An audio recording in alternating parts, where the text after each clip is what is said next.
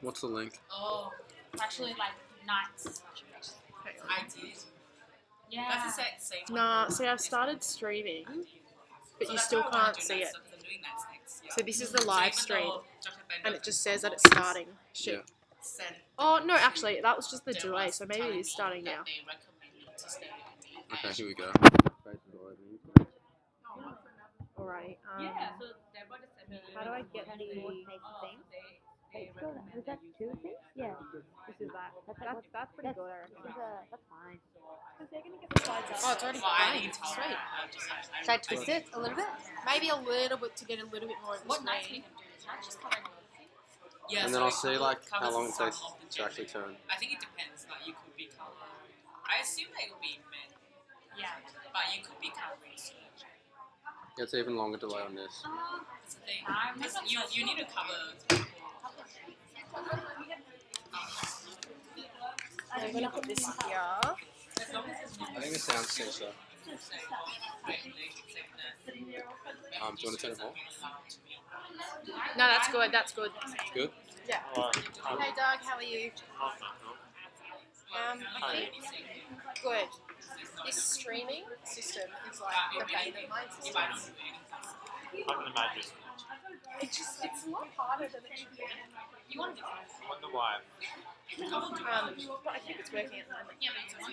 So it'll just be if it stays like that. We'll post up the link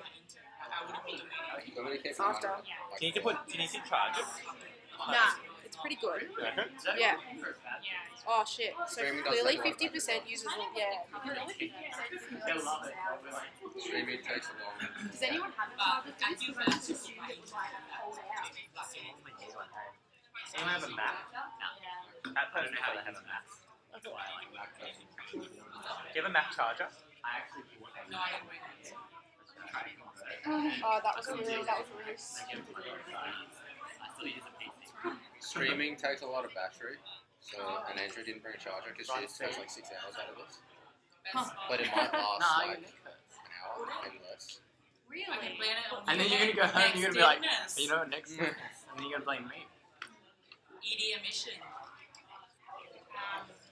Because No, yeah, I when know. you're playing videos and stuff, it just drains Bad battery real quick. Bring mine iPhone. Especially because you upload and stuff.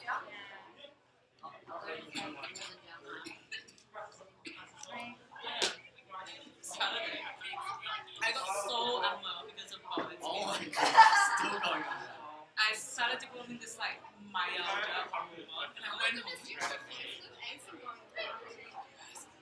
I got well quite quickly. It's always someone who has mattress. I was so sick and so I just fed Chuck is cool. sweat. Do you know what? Do you know what? No, I don't. Do you want someone to go down and Oh, he's gonna call me if he gets lost. Okay, yeah. Which is why I'm staying by my phone. Does a microphone work in here or is it just need to talk? I think the mic works. We can just use that thing, right? Does that not work? Did you have dinner as well? Is it on? Sometimes my thing doesn't charge straight away, but normally if I do it once or twice. Maybe just give it a blow. Pardon? Give it like a blow in there. There's dust in there.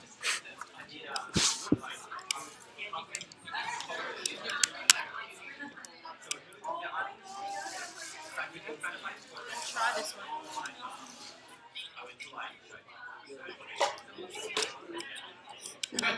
Oh, gee. So when the app went on, I remember the train, right? I was just like getting really tired, and then I was just like dozing off. I was like,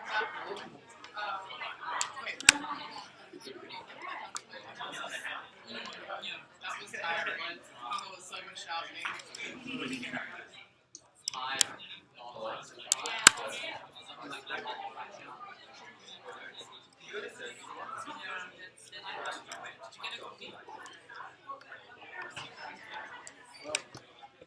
Michael, do you want to chuck that food back out?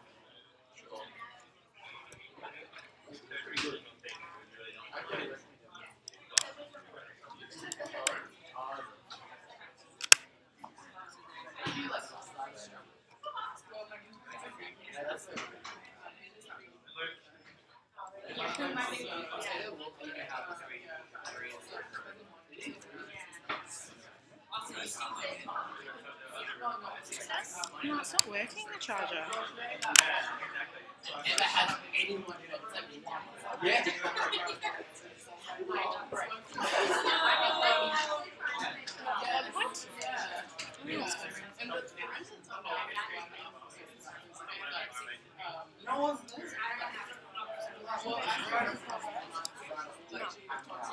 I'm just leaving that to future.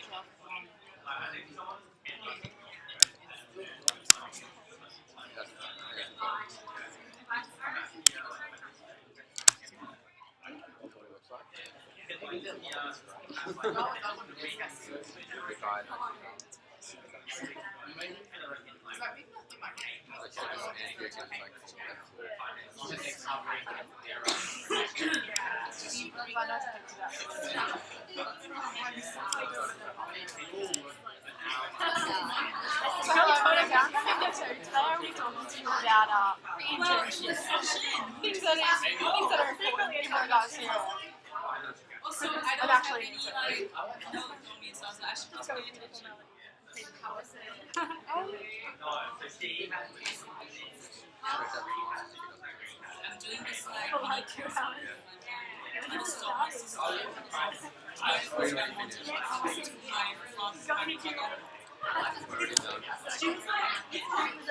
so yeah.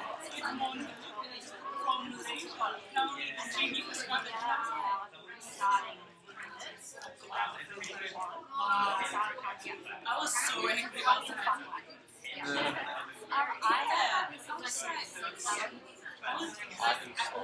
it'll be fine. It'll just be shitty.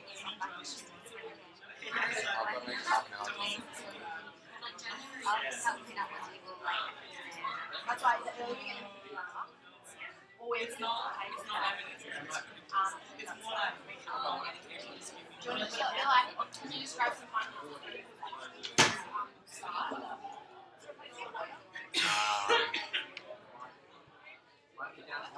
I think this one downstairs.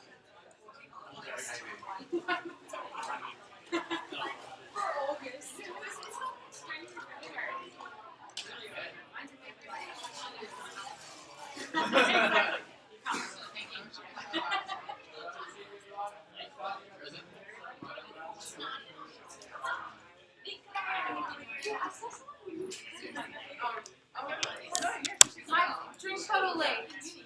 Oh, yes. Wait, not happy.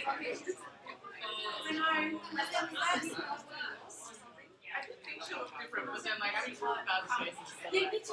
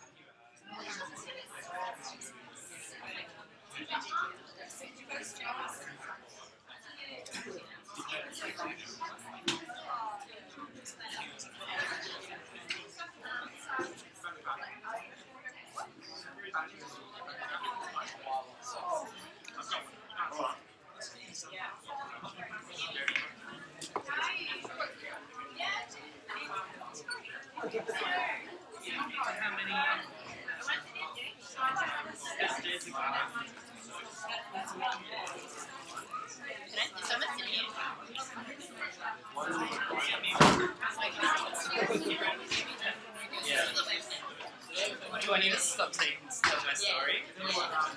Anyway, so it goes like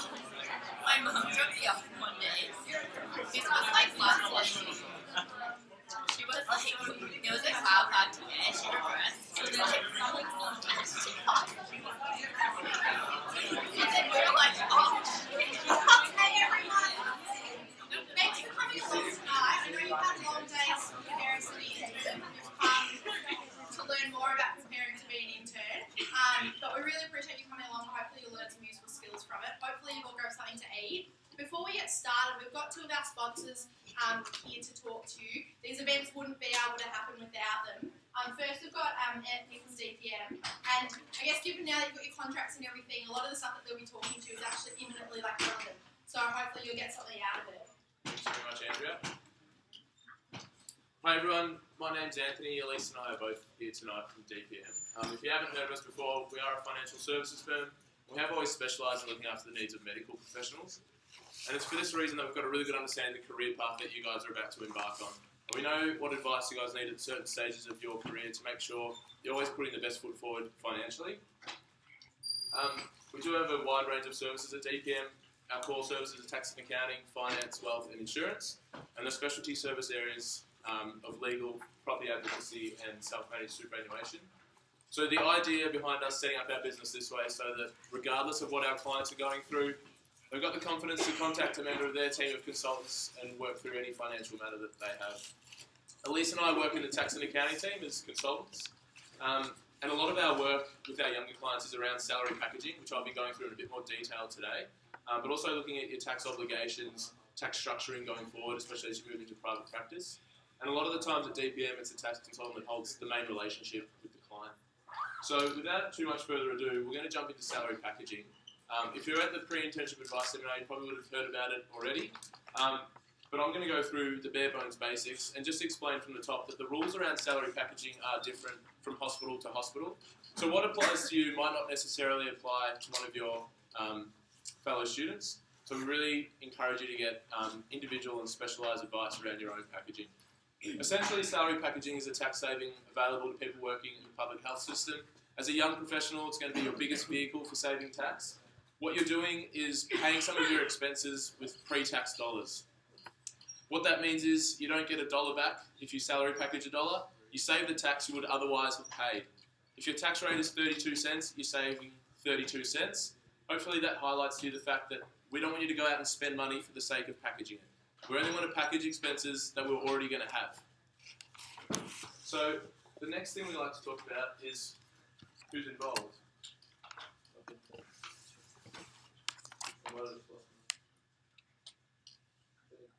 So obviously you guys earning the salary, the hospital who pays you your salary, and sometimes a third-party administrator as well. You might hear of companies like Maxia and Smart Salary. Their job is to collect all the forms and evidence off you, and they liaise with payroll to work out how much you should be paid tax-free each fortnight. Where DPM comes in is offering advice around what you should package and when. The timing is really important, especially around the structure of the years, and we'll go through that as well. Salary packaging is split into two sections. There's a living expenses cap and an other items cap. Previously, other items was uncapped, but we'll come to that as well. What I want to explain at this point in time is that we don't want you to be salary packaging expenses that are tax deductible.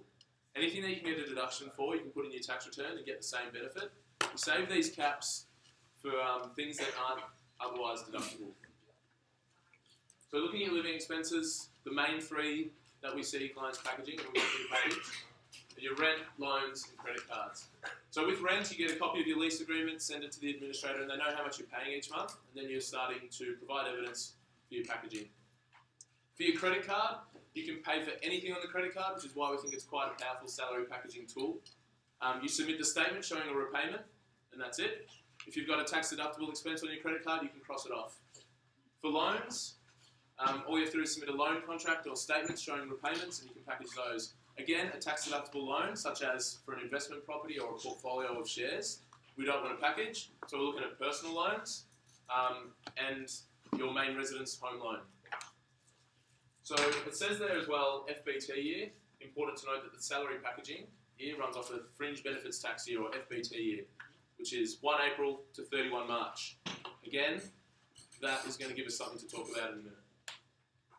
But the other items cap, meals, venue hire and accommodation, and 1 portable electronic device per year. Just be careful with meal entertainment. I know some people think entertainment, so they're going to go out to the theatre or gold class or a sporting event and have dinner and package the whole night. That's not how it works. You can't package those meals because you went for the other entertainment. It's a funny way of thinking about it, and it sounds ridiculous, but basically the meal has to be the entertainment. For a meal to be entertaining, it has to be you and one other person.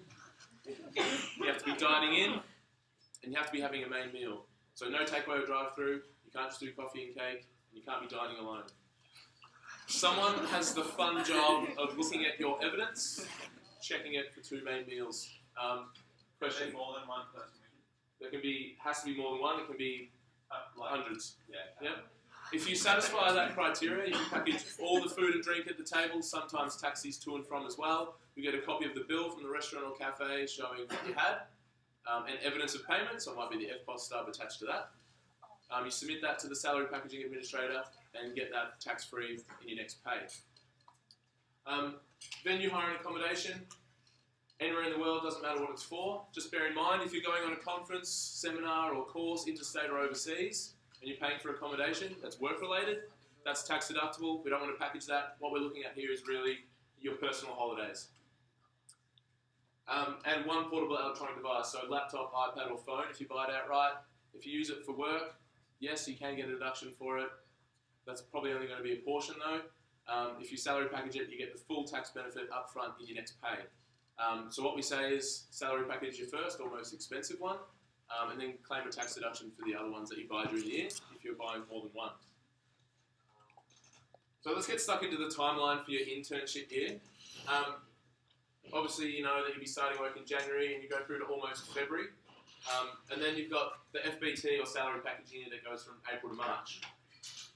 So, as you can tell, they're staggered, and that does create a nice little benefit because when you start work next year, you're going to have $9,010 of living expenses and $2,500 or $2,550 of other items, and you need to get that in before 31 March. If you don't use it, you lose it. I mentioned before about the rules being different from hospital to hospital. Some hospitals let you backdate, so claim expenses that you're incurring now. That means that there might be an opportunity for you, depending on where you're working next year, to change the way you're spending your money now to maximise your packaging next year over that first quarter of the year. When 1 April ticks over, you do get fresh caps, another $9,010, another $2,550 to package for the rest of your internship year. If your residency year is at the same hospital, then those caps are going to take you through all the way to March. We do know also over the course of internship, you're going to have 5 rotations. If one of those is in a rural or different hospital network, you might be able to package again. So again, depending on where your rotations are, we need to start thinking now about how we're going to package what items at what time. So for hints and tips, I suppose the main one is setting it up now. If you've got a letter of offer and contract, you can set up your salary packaging account now. Contact the administrator, whether that's Maxi or Smart Salary or Easyway, or sometimes it's within the hospital payroll itself. Get it all set up and ready to go. You don't want to be doing it during orientation week because you're going to miss out on the chance to package. The tax benefit for you guys is quite significant, I suppose, as a portion of your actual income. So now's the best time to learn what it's all about and get it all sorted. So changing your spending and getting advice around your rotations are probably the 2 main pieces of advice that I can give you. What you can do is come in and have a chat to us. We do have a no obligation initial consultation. We'll go through everything around salary packaging that you need to know and specific to you. We'll go through tax, insurance and any other financial considerations that we think you should be making before you start work. It is a no obligation meeting. After that meeting, you can then decide if you want to become a client of DPS for internship and beyond. We are also holding our own event in about a month's time, so we've got it slated for I think the 12th of October. It's a Wednesday night. We're going to have it at ACME. We'll have basically a mentor night. We'll get some of our clients up to talk about their career in medicine, go through a bit of a doctor's journey, and you can sort of get to know us a bit better. Again, we'll be putting on food and drink as well, and I hope obviously you can all come. At the front, we're giving out power banks, so hopefully you got one and put your details down. If you have any questions, please contact us. Details on the screen there. Initial consultation, I think you have to do it. If it's not with us, then please go and get some advice around your finances. Does anyone have any questions about packaging? Another one here? Yeah, quick one on the meals again. Yeah. Can you just pay for the whole, like, if it has a dinner for 10 people, can you pay for it all in claim cost? Yes. You should technically have incurred the expense and not have been reimbursed by your friends. Yeah, but no one's going to get on that. Right. Touch wood. If you want to run the risk, you can run it. Any other non-meal expense-related questions? No? Okay. Thank you very much, everyone. Enjoy your night, and hopefully we see you on the 12th. And all the best for the rest of the year and graduation. Oh, we're also going to the cocktail night. Mallory Vice, so we'll see you there. That's it for me. Did I go over?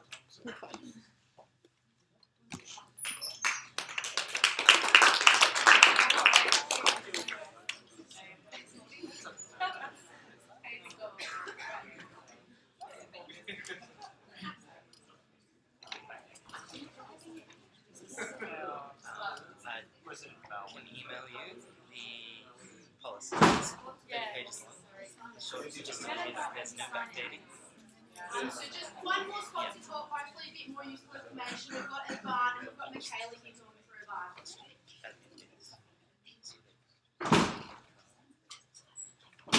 Hey guys, thanks for having me. I'm Michaela, I work for Ivan Mutual. I look after all the junior doctors in Victoria, so hopefully I'll be sort of working alongside you as you make your way through your careers. I know indemnity is not exactly the most exciting topic, but it is really important, so it's just something that we need to touch on. And when you graduate and become a doctor, as you all know, it's actually mandatory that you have indemnity. So we'll just run through a couple of case studies that we have and situations that you might actually use it as interns, and then just tell you a little bit about the member benefits that you get specifically with the VANT over the other medical defence organisations. So as I said, we are with you throughout your entire career. Most of you, show of hands, how many of you are already student members with the VANT? Fantastic, excellent. So as you see, we started students. You guys will be moving into our intern policy. We then have a specific one just for registrars, or what we call doctors in training. So it's basically your PGY 3 year on until you fellow. So that can be 8, 9, 10 years, whatever you want. Then as a mature doctor, and then we also have a really fantastic retirement reward program, which I know seems a long way away for you guys at this stage, but we pretty much trying to give back to our members throughout the whole time. Avant is a mutual, which means we're owned by our members. We're a non-for-profit, so as soon as you guys start paying a membership fee, which you do in your intern year, you technically own a bit of the company. So it's all about making sure that you guys get as much benefit out of it as possible. Some of the things I wanted to touch on a little bit today, we'll run through some case studies, but one is contractual disputes with your employer. So this is a really important one. Basically, we are your lawyer. When you all go into the hospital system, anything that you do clinically, the hospital has their own lawyers, and they'll be the ones who look after you from a clinical point of view for your indemnity. But if you're having a dispute with the hospital itself, we tend to say that their lawyers aren't exactly going to be maybe working in your best interest, whereas we are. So we're your own personal law firm, so we look after you guys. The other is any investigations brought forward to APRA, so we can have a chat with you specifically about your case and what you need to do for that. Coronial inquiries and also police reports, but I'll go into a little bit more detail. Alright, so here's one scenario. I'm just going to read it off.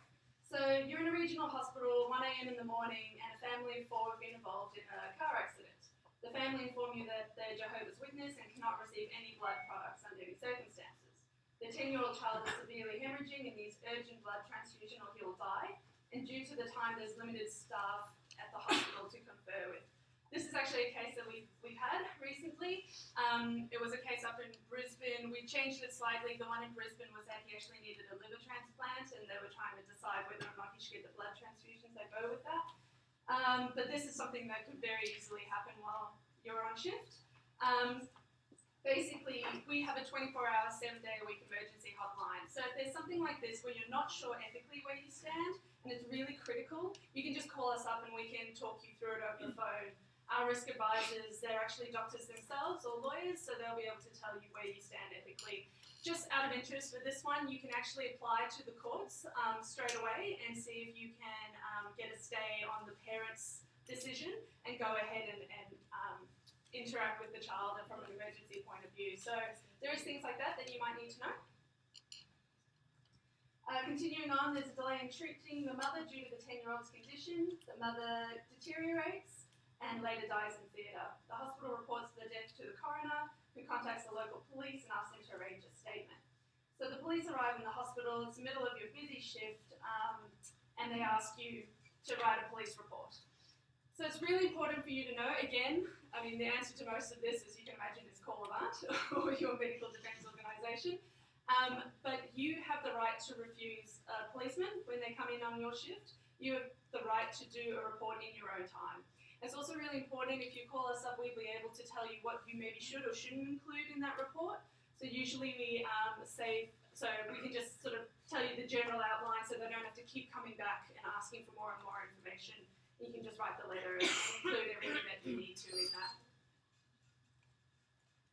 Again, the husband suffering severe grief and blames the hospital for the death of his wife. He thinks you're incompetent and writes to AHPRA, and you receive a copy of this letter. This actually isn't so crazy. Over the last 10 years, we've had a real reduce in the amount of cases that have gone to court, but the huge increase in the amount of complaints directly to AHPRA. And that's just due to some of the court reforms that we've had. So a lot of the time, people are scared, they're grieving, they don't know what's going on, and they see you as an easy scapegoat or somebody to blame.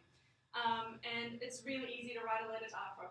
So what happens is AHPRA have to have a look into every situation. You'll receive a notification in the mail. Please, please, please call whoever your NDO is, because they'll be able to tell you how to respond. Please don't call up the patient.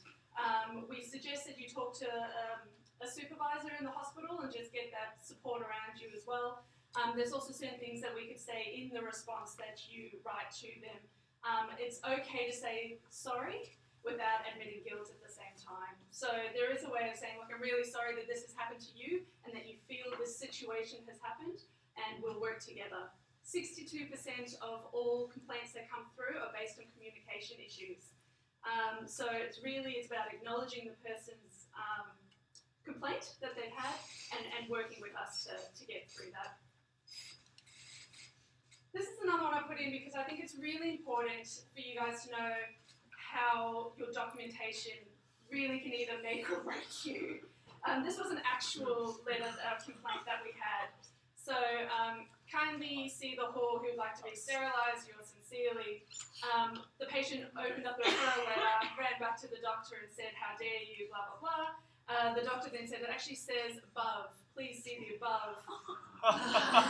Not hall. So really what we go back to is the notes that you keep. This is your main line of defense. And if people can't read your writing, I know it's really funny, doctors have terrible writing, but it can actually cause a bit of an issue. So just keep that in the back of your mind as you're heading into keeping notes. Okay, so just some of the member benefits specifically for Avant. As I mentioned, we have a 24-hour, 7-day-a-week emergency hotline. We also have a doctor training research scholarship. So it's almost $500,000 worth in scholarships that we have available to our members every year. Really fantastic. So you can start applying for them next year. Applications open in March. We also have tailored communications for you guys. So if you jump onto our website, you can see a whole bunch of these case studies, webinars, fact sheets, anything you need. It's a huge educational resource. There's also a whole microsite about health and well-being. So especially heading into your first intern year, it can be really stressful and full on. You're working long hours. And there's just some hints and tips of things that you make sure you eat. Get a pot plant because you might kill a fish. Just little things like that to make sure that you get through your first year. And then the travel insurance, which is usually the people's favourite part of the Avant membership. So you guys, again, get free travel insurance for next year. For those of you who don't know about it, it covers you and your partner anywhere in the world, unlimited trips up to 6 months in duration. So if you're travelling for more than 6 months, you're probably not an intern. It covers you for baggage, cancelled flights, any activities you want to do, skiing, snowboarding, rock climbing, the whole lot. It's really, really fantastic. It's a product that we sell to our consultants at about $500 and you guys get it for free. So for them, we have to make sure it's a really good product. So don't think that we're skimping on anything because it's free for you guys. It's really, really, fantastic. And then today, what we're doing, if you want to sign up with us today, it's $27.50 and it covers you from today until the end of next year. So it's a 14-month policy, if I do my maths correctly. It's a once-off payment, so we take it out either of your credit card or direct debit. And then we're also giving away emergency medicine handbook today too. It's worth about $50. So yeah, I have a couple of forms if you guys want to fill them out. I'll be waiting afterwards and you can just hand them in and I've got the books ready to go. And then your travel insurance kicks over straight away. That's all good. Any questions about indemnity, travel? Wonderful, okay. Thanks guys.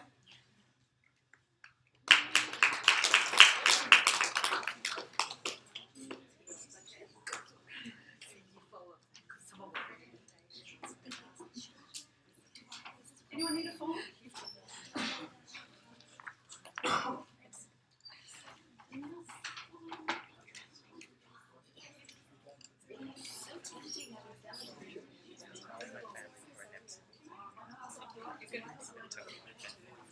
Hey everyone, thank you for coming.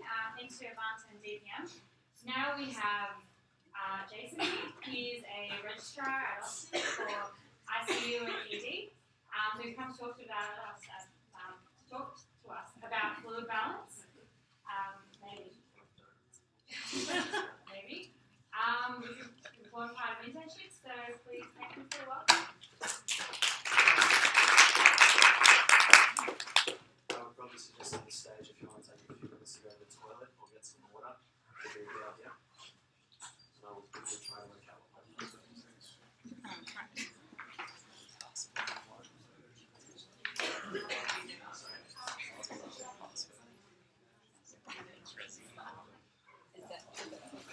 That's my password is President. The things I don't give a shit about, like, there's nothing that says, like, it's all just get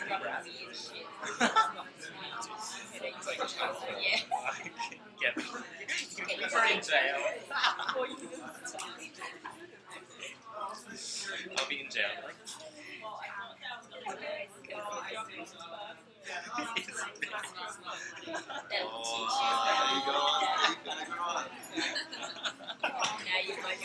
You know the so it'll just happen again and again, and I'll be like, someday she'll give up.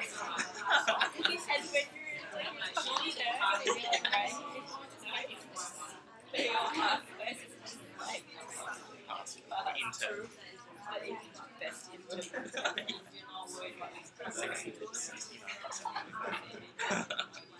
That was way too easy. Way too hard. That's who that's my face. That's way too hard.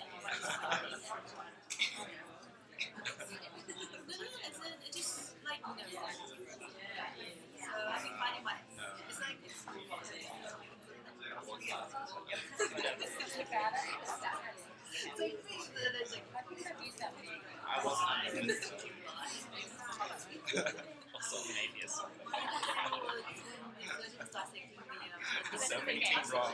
So many things wrong. Oh, okay. I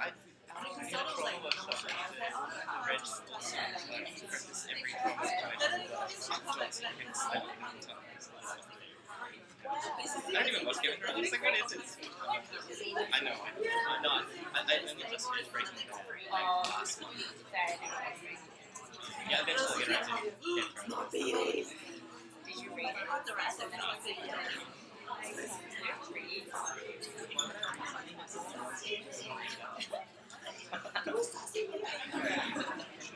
It's like spark notes. How did you get Well, I had to learn how to do that. My English is really good now.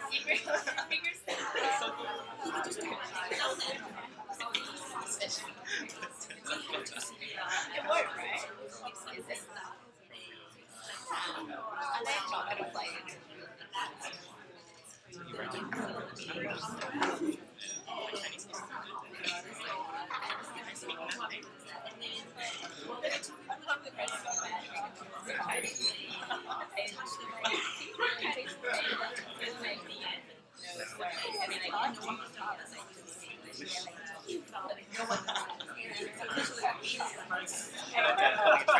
The same reason.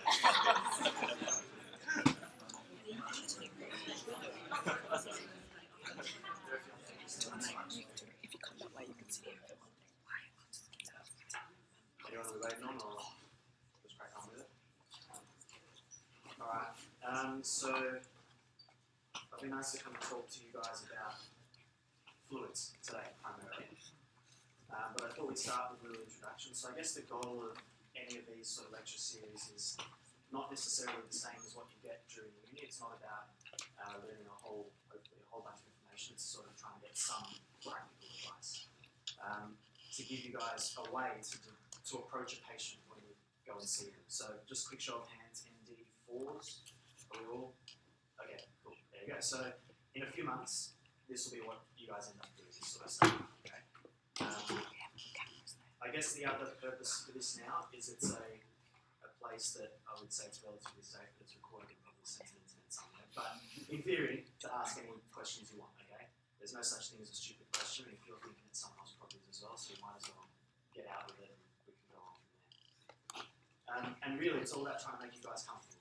So anything you want to ask, even if it's not related to this talk, you might as well go ahead and do it. Okay? So a bit of background, I guess, about who I am and why I'm actually here. I started off trying to do physics and then did the bachelor and didn't really like it, and so I went and did the undergrad in Melbourne Uni MBBS.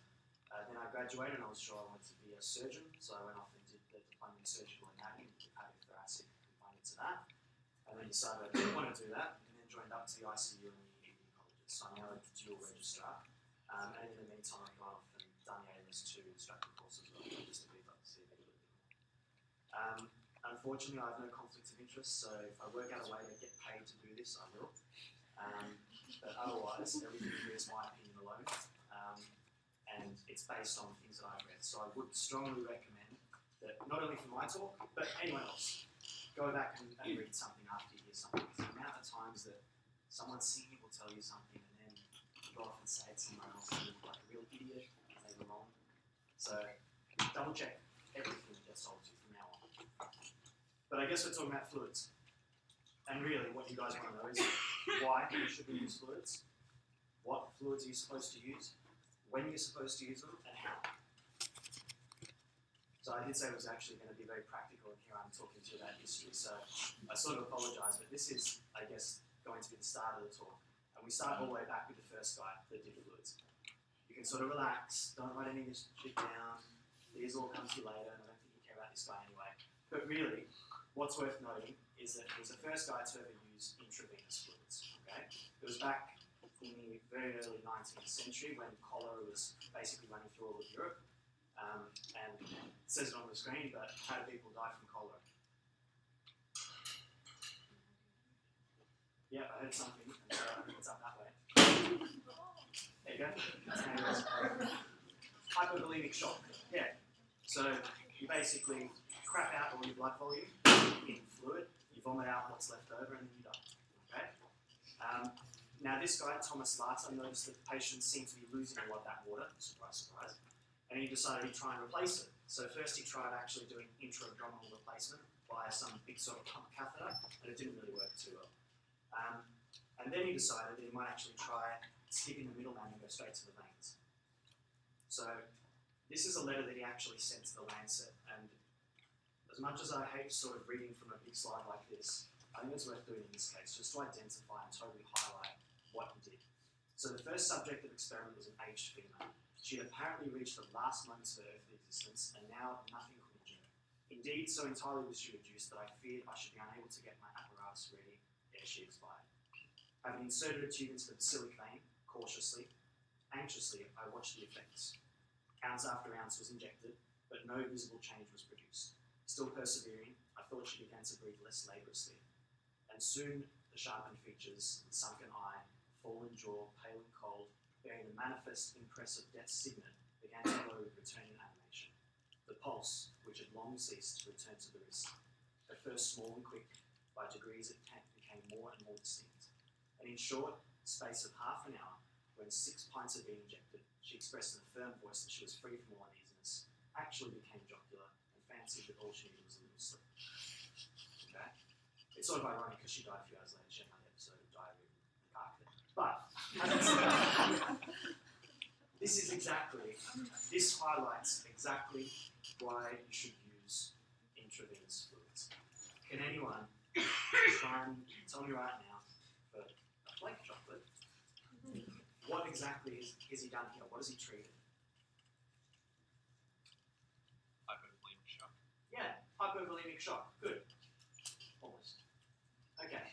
So he's treated hypovolemic shock. And how exactly did he treat it? Read a couple of lines down. Here in particular.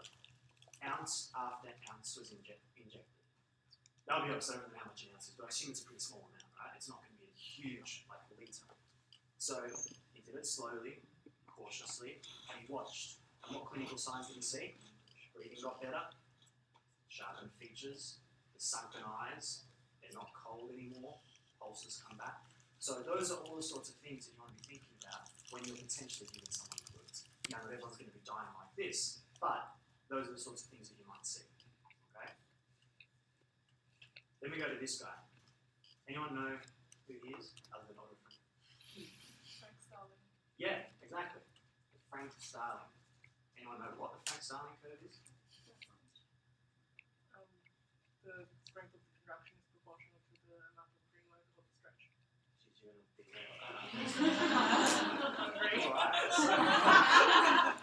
Alright. So I mean, he was a German doctor and physiologist, and yes, that is exactly correct. He did his postdoctoral work in heart muscle and how it works, and used frogs. And what he found was that if you actually stretch the ventricle, then the fibers of the ventricle, then the strength of the next contraction is a lot bigger. And then we get to the other half of the Frank Starling equation or curve, and we talk about Ernest Starling, who was a professor at London Physiology School, and that was in the sort of early 1900s. And around 1918, he said that the mechanical energy set free in the passage from the resting to active state is a function of the length of the fiber. Now I put down the bottom, Legge di Mario or Dario Maestrini. So this is actually a guy that worked with Starling in the same area, just as a bit of sort of by the by, and he actually came up with all this stuff first. And so there's a bit of a disconnect because a lot of the Italians don't actually call it Starling's law, they call it Maestrini's law. In case you ever see that, that's what it is. But essentially, it's a bit heavy on the physiology, but this is exactly what they describe together. That if you look on your y-axis, you've got your stroke volume, which is essentially how much goes out with every pump of the heart, and on the x-axis is the ventricular end diastolic volume. So basically, just before the pump, how much fluid is in that ventricle. And what you find is, as you start really low down, with not much fluid in there, you're not obviously getting much out. Surprise, surprise. The more fluid you put in at the end, the more that comes out, until it reaches a critical point, and then you go too far. Okay? And that's why giving fluids is dangerous. Because if you reach that critical point, you push them over the other end, and it's pretty hard to try and get them back quickly. Alright? Starling seemed to be a bit of a genius for his time, I guess, and so he came up with this other thing, Starling hypothesis, which relates to fluid movement. And essentially what he said is that when you look at a capillary wall, the way that fluid moves in and out of it is based on the hydrostatic pressure and the oncotic pressure of the capillary and the extracapillary fluids, as well as then there being some coefficient depending on the capillary wall thickness. Okay? And all that's essentially saying is that fluid's going to either follow salt or it's going to be drawn towards the big molecules, that sort of thing. Okay? It's important to remember that sort of stuff because it'll come into practice later with what sort of fluids we give. So this guy, Edwin Kohn, he was a German-born Jew who fled the Nazis and went to the US. And it was pretty lucky for them that he did that because he was the first guy to fractionate blood. And from that, he created albumin. So albumin is the first colloid solution. And anyone want to guess where albumin was used for the first time? Can I ask you a guess? Any takers if it was in the US in the 1940s? Yeah, someone who said that. Perfect. Yeah, where in World War II was albumin first used? What happened to America? Yeah, Pearl Harbor. Exactly. So bombing of Pearl Harbor. They had all this albumin that this guy had been producing, and they thought, oh, why don't we give it to someone? And this is probably one of the first times intravenous fluids, after later, back in the early 1800s, comes back into play. What they noticed was anyone that was burning and had these severe burns or was bleeding and got albumin seemed to do a lot better than the guys that didn't do it. And so I think those few things, the reason that I talk about them, I don't really care much necessarily for the history, but I think they really highlight why we should be using fluids. So far in history, all they've been done is given to people that were symptomatically hypovolemic.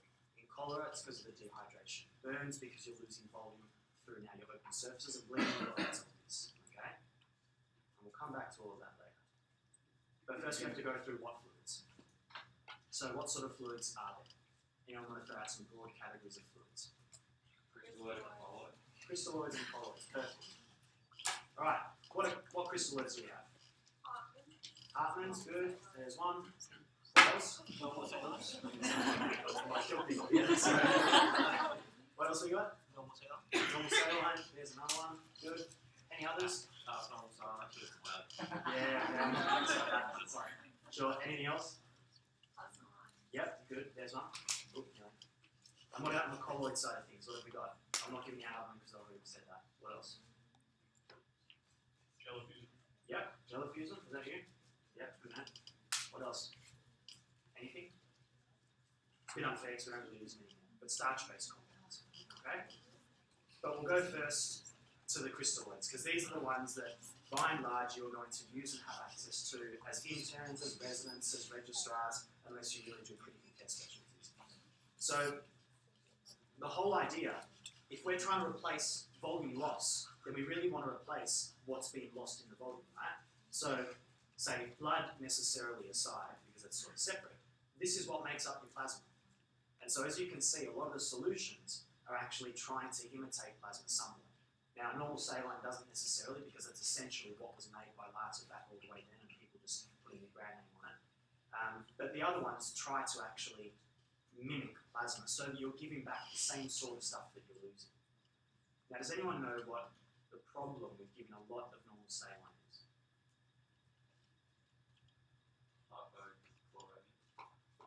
What was that? Hyperchloremia.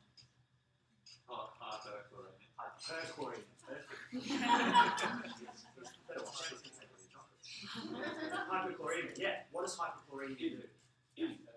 Acidosis, good. Easy. So, this is the whole problem at the moment with normal saline. I say problem, I wouldn't necessarily change practice, I still use it, but just be aware of it. That essentially, through what is called the Stewart equation for acid-base balance, so normally right now you guys have learned what you call the Henderson-Hasselbalch equation for any sort of acid-base physiology, which is all about adding together all the cations and anions, and you come up with this magma or this anion gap, and then you've got a normal anion gap and a high anion gap and all that sort of stuff. So Stewart, basically with a couple of other people, came up with this new approach, which is far too complex and lectures in itself to go into. But essentially, it sort of adds a little bit more into the Henderson-Hasselbalch approach. And so they talk about these things called the strong ion differences. And they say that a balanced crystalloid will reduce the extracellular strong ion difference at a rate that precisely counteracts the dilutional alkalosis induced by weak acids. Whew, that's a big mouthful. Essentially what it means, if you really want to boil it down, is back here, normal saline, the reason you get hyperchloremic is because as you give fluid, if you look at the sodium and the chloride, they're both exactly the same. Now what's the normal sodium in the body? 110. Okay, if you ever have sodium of 110, you can die. 135 to 145. Thank you. Exactly. It's also up on the screen. But what about the chloride? 98 to 102, give or take. I'm going to give it 10. Right. So you can see that normally there's a large difference between the two, right? However, look at normal saline. They're exactly the same. So for every litre of normal saline that you're giving, you're actually replacing all of the sodium and the same amounts of chloride. So what happens?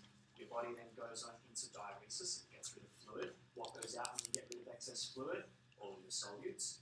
Sodium goes out, chloride goes out, but now because you've actually introduced more chloride in the first place, relatively speaking, you can have an increased serum chloride value. And so what you get is that gap between the chloride and the sodium gets smaller as you become acidic. Okay?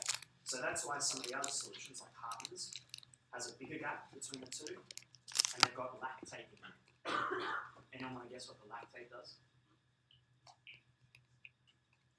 The buffer? Yeah, good, exactly, it's a buffer, okay? Essentially it's what buffers that difference and allows the dilutional effect for when you give fluids that does dilute out some of your acids, and then, so you're not actually giving too much more of sort of an acidemic component from your fluids, but you're balancing out what alkalotic component you're doing by diluting everything else out. It's a handful, but just normal saline, if you give a shitload of it, it's going to make someone acidic, okay? The only time you really see that probably is either, well, if you do too much of it, but being DKA. So a lot of the diabetic ketoacidosis protocols use normal saline at the moment. The problem with normal saline is that if you're looking at your pH alone, your pH doesn't really budge. You're turning a ketoacidosis into a hypochloremic acidosis, so you're doing good for the patient, but your pH doesn't budge. Okay? Now, does it make a difference? We don't really know.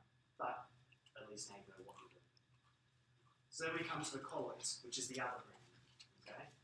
You've got albumin, 4%, 20%, which are the common ones. And you've got your synthetic colloids, which you will probably never see or use, so pretty much don't worry about them. You can drink blood. Okay? You don't need to use them. Why, though, do we have the difference between crystalloids and colloids? What do they teach you about crystalloids and colloids? Can you take it? Vascular and interstitial space with the colloid going. Exactly, that's exactly right. So the whole idea behind colloids is that they're going to relatively stay within the intravascular space for a longer period of time, and therefore do what you want. Because all the fluid that you give is eventually going to get out of the vessels. Okay? These ones stay longer. And so that's normally what you're taught, but it's essentially a rate of 3 to 1 with regards to how much fluid you have to give to get the same intravascular effect. There have been a fair few trials now that have shown that it's not quite as marked as what we thought in people that are actually unwell. It's more to the ratio of 1.4 to 1 with albumin and with the other starches. Usually what they say now is for every 500 ml of albumin 4% you give 1 litre of crystalloid. Normal says you get taught the physiology textbooks and that Starling sort of described initially is because this glycocalyx. This is something really complex. I don't even understand it. I don't really care. All I know is that it's protein that covers the cell membranes. And essentially, people that get sick, it's normally supposed to stop fluids from leaking out, and it doesn't work. And so things leak. It doesn't matter what fluid you give, it leaks. Okay? But obviously, you need to know when you're going to give fluids. So that's the important thing for you guys. So a lot of the new sort of paradigms with regards to this intensive care and emergency medicine is about everything into this sense of phases. So you've got your initial resuscitation, or overview.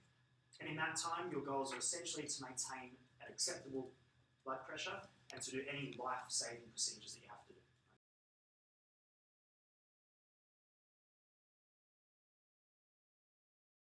Okay? So the trauma that comes in, you need to stop the bleed surgically. That's in your first 24 hours.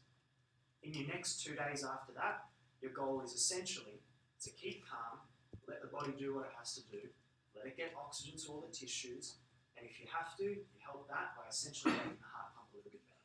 And that's all you're trying to do. Just let the body heal itself whilst it gets oxygen where it needs to go. In the next day, that's when you start providing a bit more support to some of the other organs that might have taken a big knock initially and are still trying to recover. And that's when really what you're trying to do is minimise all the things that other people do that hurt the patient, okay? Which is quite a lot.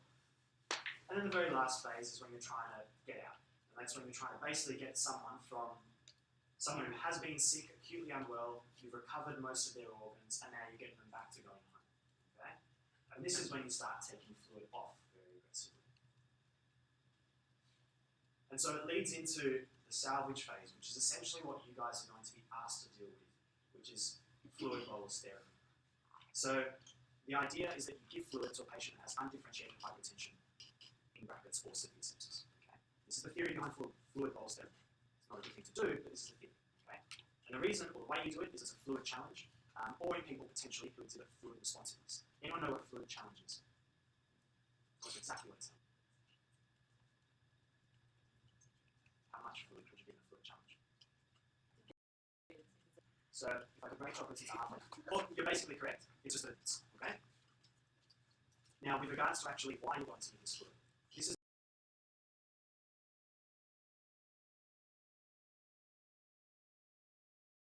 can get better. It's all of medicine. Oxygen to tissues so tissues can get better. And you are feeling right? A is better than a low cardiac output state, especially in someone that's in septic shock. And the last thing that we assume is that if we give a given amount of output, which will be the same from person A to person B to person C, okay? Those are the hemodynamically unstable. You don't want to tell me what hemodynamically unstable means before I go on? Inadequate blood pressure support tissue perfusion. Okay, yeah, that's right. Sure. Sorry, you passed around. So what about? Probably not. Why not? The hemodynamic stability is not necessarily just a low blood pressure, because people will compensate. It's really when you're getting to the stage where anyone is having to compensate far more than what they should. And again, there are different definitions about what that is, but just think of it like that. It's not just a low blood pressure. With fluids, and 50% of those people aren't actually going to do anything to it. Which means that if you were to sit there, give the fluid, watch what happens to their blood pressure, doesn't go up. Might go down, might stay the same, doesn't go up in 50% of patients. Okay? So that sometimes low cardiac output states are associated with high mortality. We don't know if it's therapy. So before we were describing that, your colloids, 1.4 to 1 is a sort of ratio, colloids to crystalloids to give you the same intravascular volume. The problem is that everything you give goes out of the vessels, like in an hour, right? So the 500 ml fluid challenge that you give someone because their blood pressure is a little bit low, if you're lucky and their blood pressure goes up because if you're one in two, the patient does, an hour later, you're back in the same scenario. Now, how much urine do you normally make an hour? Anyone want to guess? What's the lower range of urine? It's done in mils per kilo per hour. 0.5 mils per kilo per hour. Yep, cool. Somewhere in there. Awesome.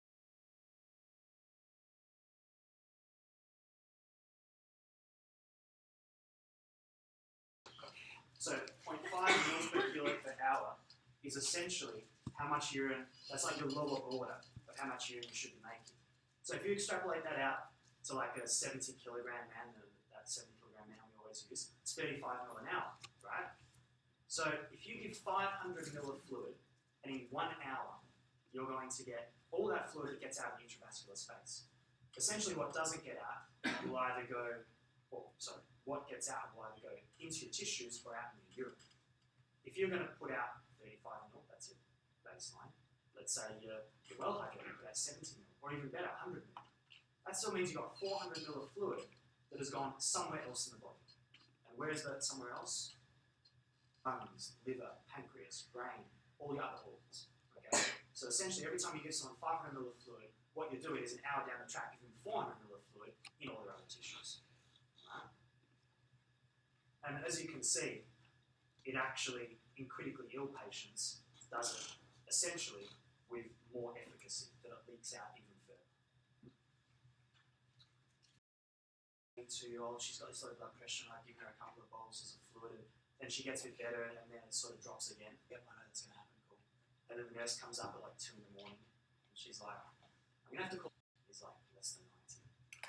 And you sit there and you're like, oh, do I really want to have to put up with a Met call? And in a few hours again, it happens again, you give a fluid bolus. One small little lady has had like this in the rest of her tissues, and does. So now we sort of get to the other side of things. That's a fluid challenge. You just give fluid and see what happens, right? Then you can try fluid responsiveness, and this is the other way. It's defined as the increase in stroke volume of 10 to 15% once you're to actually, with regards to sort of static things, your heart rate, blood pressure.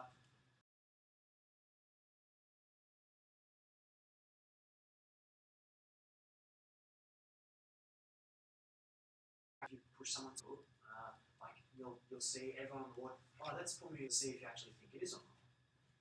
Probably the best way to do it in my life, because essentially you have to sit someone up at 45 degrees, take their blood pressure, and then very, very quickly drop them back down so the head's down flat and the legs up at 45 degrees, and take their blood pressure. Because do you really think like 90-year-old grandma with like the kyphotic neck is going to be so you just give her 250 ml of fluid, right?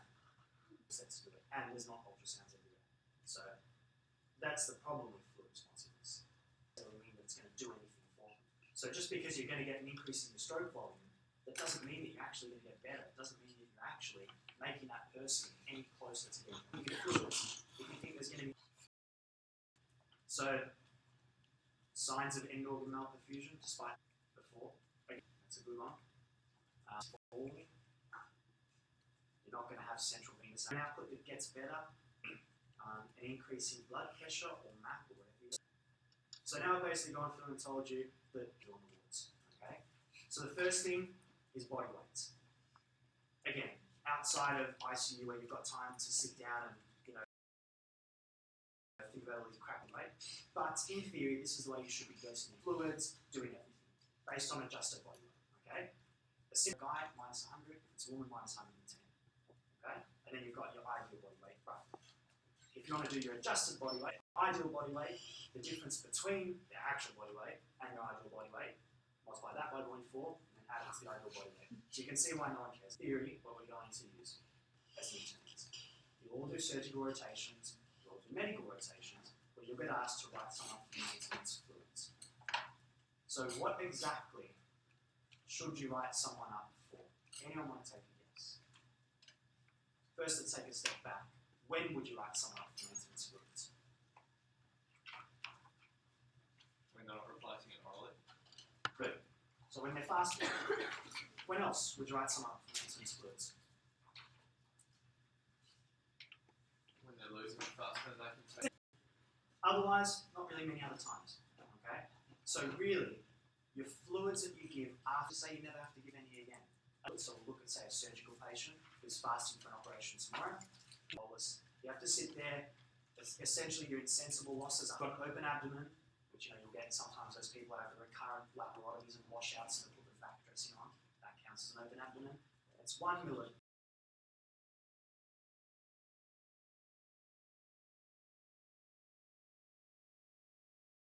1 ml per kilo. You have to replace your urine output. The way to do that's generally going to be look at the last 6 hours, because like people don't have catheters in most of the time, the same amount of time that you watch them for in the first place. And then the fecal output. Now you can really ask a nurse to go and measure how much poo someone gets out, but I would be very, very surprised if you don't get a big Okay, so just assume it's 200 ml a day. 200 ml a day is your fecal losses. Sorry, I guess I got it right. Otherwise, your plasma losses, which are essentially, again, most people are going to be drains. Surgical patients, drains. Now, I don't actually have another slide about the maintenance fluids. That's a really, that's a proper way you should do it. Okay? And is that someone will say, write maintenance fluids, and you'll look at them and you'll say, CSL. Or you'll say, shit, they were pretty old. Fluids is an acute hemorrhage. Now, I'll be honest, there are not too many people being turned into a trauma. Okay? So you don't necessarily have to deal with this by yourself.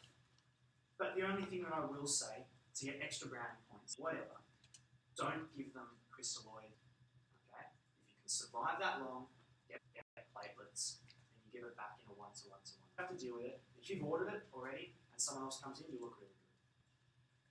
What happens? Yep, good. What else do you lose? How to bleed stop. You've watched it.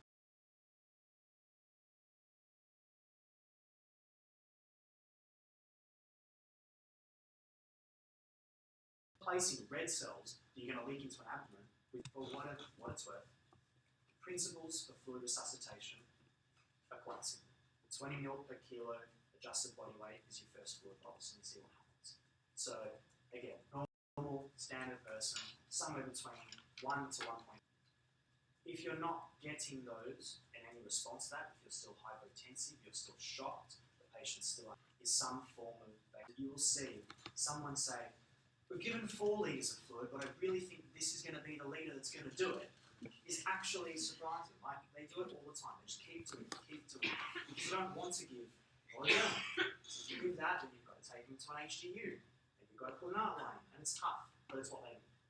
Okay? So don't try and fool yourself into thinking the next lead will be the one that does it. It won't. Now, this is something just as an aside. I'll tell you right now, it's not really applicable to what you're going to do. It's not even really applicable if you do PEDS and if you work at RCH, okay? But this was a trial that was done in 2011, multi-center randomized control trial, and essentially about 3,000 between 60 days and 12 years old who were randomized when they came in with septic shock to either getting, just going on to the normal maintenance fluids. They looked at 48-hour mortality as their primary outcome, and what they found, which was incredibly surprising, is that you've got a differing rate there of 3.2% of mortality if you give a fluid bolus. So everything I've just told you about giving fluids for sepsis doesn't seem to work, at least in these kids. There are a lot of problems with this trial with regards to how specific it is, the type of kids they have. Most subgroups still essentially have the same sort of effects. And I wouldn't go changing practice. Probably by the time you guys are doing the registrar training, someone might have already done it and given us a better answer.